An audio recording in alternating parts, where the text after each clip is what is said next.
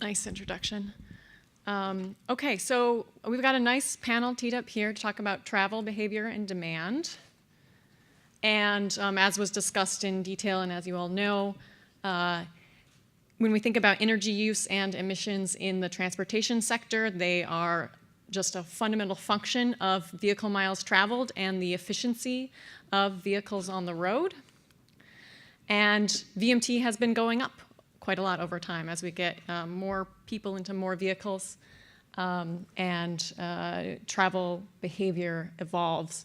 And we did see a flatlining of the rise in VMT around the early 2010s, which you'll hear about in this panel, getting into a little bit of the discussion of why that might be the case. And of course, there are considerations we heard about a lot yesterday in terms of as new technologies, as ride sharing, as autonomous vehicles come online, how might these affect VMT trends? And so in that vein of how technologies might affect VMT, this is a shameless plug for a National Bureau of Economic Research project that I'm co-leading with Megan Busey and Chris Knittel on energy use in transportation. And two of the main thrusts of this are looking at the influence of emerging technologies on vehicle demand and behavior, as well as mechanisms to reduce petroleum-based fuels in automobiles. And so there will be a conference in May in Washington, D.C., so stay tuned for results. This project involves many folks in this room, actually, as well. So we're starting to get some good research in this area in terms of how these technologies may change the landscape in transportation. And VMT also strongly influences the policy side. So thinking about forecasts of energy use in transportation, VMT is a fundamental part of this.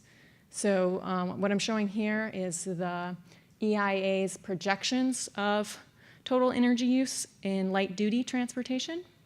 And what they find in their reference case is that the improvements in energy efficiency in light-duty vehicles following the adopted fuel economy regulations, assuming they go forward, are enough to counteract the rise in VMT. But of course, this outcome is very sensitive to assumptions of what VMT projections will be. And VMT affects the cost-benefit analyses of many different types of regulations, including fuel economy regulations.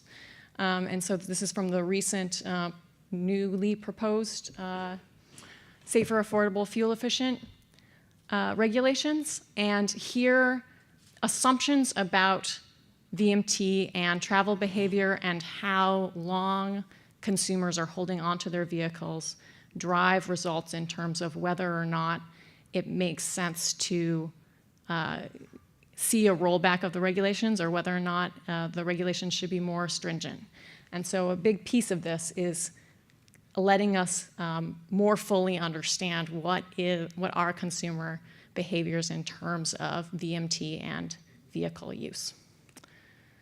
And so we'll get to hear about this in the paper session. So our first presenter, Lang, will go through and dig through the data in terms of consumers' travel demands and their behavior use. What are they using these miles for? What activities and how that is influenced by demographics.